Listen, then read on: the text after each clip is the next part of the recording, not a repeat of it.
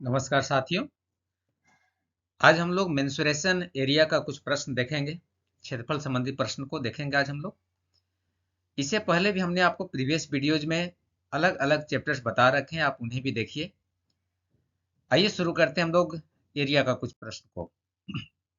प्रश्न कहता है, किसी आयताकार क्षेत्र का परिमाप 200 मीटर है। किसी आयताकार क्षेत्र का परिमाप 200 मीटर है। यदि इसकी चौड़ाई 40 मीटर है तो उसका क्षेत्रफल क्या होगा। हम लोग इसे बनाएंगे। एक आयत है जिसका परिमाप 200 मीटर दिया है। लंबाई l मान लीजिए, चौड़ाई इसका b मतलब 40 दिया हुआ है। आप जानते हैं परिमाप का formula 2 into L plus B होता है। परिमाप तो 200 दिया है ना, 2 गुने l की जगह l और b की जगह 40। अगर आप इस 2 को इधर भेज दीजिएगा तो ये तो 2 भाग में हो जाएगा। 200 बटा 2 मतलब 100 हो जाएगा। तो 100 बराबर l प्लस 40। एल का लंबाई यहां से निकल जाएगा 100 घटाओ 40 मतलब 60। अब हमें क्षेत्रफल निकालना है। क्षेत्रफल बराबर होता है लंबाई गुने चौड़ाई। लंबाई तो 60 मिल गया, चौड़ाई 40, तो 2400 वर्ग मीटर हमारा आंसर आएगा, ऑप्शन नंबर बी। अगला प्रश्न देखा जाए। प्रश्न कहता है, किसी त्रिभुज का क्षेत्रफल 1176 सेंटीमीटर स्क्वायर है। यदि आधार और ऊंचाई का अनुपात 3:4 है तो त्रिभुज का ऊंचाई क्या होगा। आइए बनाएं हम लोग इसे। एक त्रिभुज है जिसका आधार और ऊंचाई का अनुपात हमको दिया है।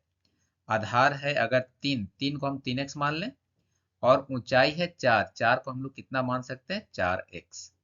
तब इसका क्षेत्रफल क्या होता है, 1/2 गुने आधार गुने ऊंचाई, और इसका मान है 1176। तब एक्स स्क्वायर का मान देखिए, ये 2 को भी इधर लेकर आइए, 3 को भी और 4 को भी, तो ये 1176 गुने 2/3 गुने 4 हो जाएगा। आप 3 से इसको काट सकते हैं, 7 से 13, 2 15, 3 तिया 9, 9 तिया 27, 3 दूना 6, 4 से भी इसको काट सकते हैं, 9 चौका 36, 8 चौका 32। तो एक्स स्क्वायर का मान आ गया 8 दूना 16, 9 दूना 18, 19। तो एक्स का मान निकल गया √196 मतलब 14। हमें निकालना है त्रिभुज का ऊंचाई। ऊंचाई हमारे पास कितना आया था, 4x। 4x का मान 4 गुने 14 मतलब 56 सेंटीमीटर। हमारा सही जवाब है ऑप्शन नंबर डी। अगला प्रश्न देखें। प्रश्न कहता है, यदि किसी त्रिभुज के ऊंचाई में 40% का कमी हो जाए और आधार में 40% का वृद्धि हो जाए तो त्रिभुज के क्षेत्रफल पर क्या प्रभाव पड़ेगा। बहुत ही अच्छा प्रश्न। हम लोग जानते हैं क्षेत्रफल का फॉर्मूला 1/2 गुने आधार गुने ऊंचाई होता है। अब आप इस आधार को 40% का वृद्धि कर रहे हैं और ऊंचाई में 40% का कमी कर रहे हैं। इस ढंग के प्रश्न को आप इस एक्स वाई वाले फॉर्मूले से बना सकते हैं जी, एक्स प्लस एक्स वाई बटा 100 वाला पर, जहां प्लस हो वृद्धि होगा वहां पर प्लस रखना है और जहां कमी होगा वहां पर माइनस रखना है। आधार में वृद्धि हो रहा था, ऊंचाई में कमी हो रहा था, बीच में हमेशा प्लस। 40 गुने -40/100। ये तो 40 और 40 तो कट जाएगा जी, बच गया यहाँ पर कितना, -16। -16%, इसका मतलब कि 16% का कमी होगा, ऑप्शन नंबर बी।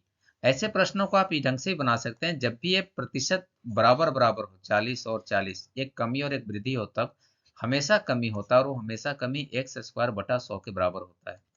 मतलब 40 का स्क्वायर तो 40 गुने 40/100%, कितना आ जाएगा, हमेशा 16% का कमी आएगा। ऑप्शन नंबर बी हमारा सही, option number D, sorry, option number D हमारा सही जवाब है। यस। अगला प्रश्न हम लोग देखें। प्रश्न कहता है, यदि किसी वृत्त का परिधि और त्रिज्या के बीच का अंतर 37 सेंटीमीटर है, वृत्त का परिधि और त्रिज्या के बीच का अंतर 37 सेंटीमीटर है, तो वृत्त का क्षेत्रफल क्या होगा। आइए बनाते हैं हम लोग। एक वृत्त ले लेते हैं। इस वृत्त का त्रिज्या मान लीजिए आर है और इसका परिधि कितना होता है, 2πr। तो परिधि मतलब 2 गुने 22/7 गुने आर। आर और आर का अंतर हमें दिया है 37 सेंटीमीटर का। अगर हम लोग यहाँ एलसीएम ले लें, ये 44/7 r - r बराबर 37 है।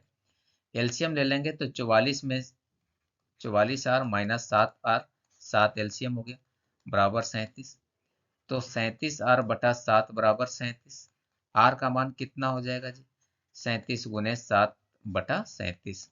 ये आर का मान निकल गया कितना हमारा? 7। अब हमको क्षेत्रफल निकालना है। क्षेत्रफल का फॉर्मूला पाई आर स्क्वायर, मतलब 22 बटा 7 गुने आर। 7 से 7 कट गया तो 154 सेंटीमीटर स्क्वायर हमारा सही जवाब है, ऑप्शन नंबर डी। आप इस ढंग से कैलकुलेट शॉर्ट वेव में भी कर सकते थे, हमने लिख करके आपको बताया इसलिए इतना लेंदी लग रहा है। अगला प्रश्न की तरफ बढ़े। प्रश्न कहता है किसी वृत्त का परिधि एक वर्ग के परिमाप के बराबर है और उस वर्ग का क्षेत्रफल 121 वर्ग सेंटीमीटर है, तो वृत्त का क्षेत्रफल क्या होगा? अच्छा प्रश्न है, इस ढंग का प्रश्न आपसे पूछेगा। वृत्त का क्षेत्रफल आपको निकालना है। एक वर्ग का क्षेत्रफल दिया है 121।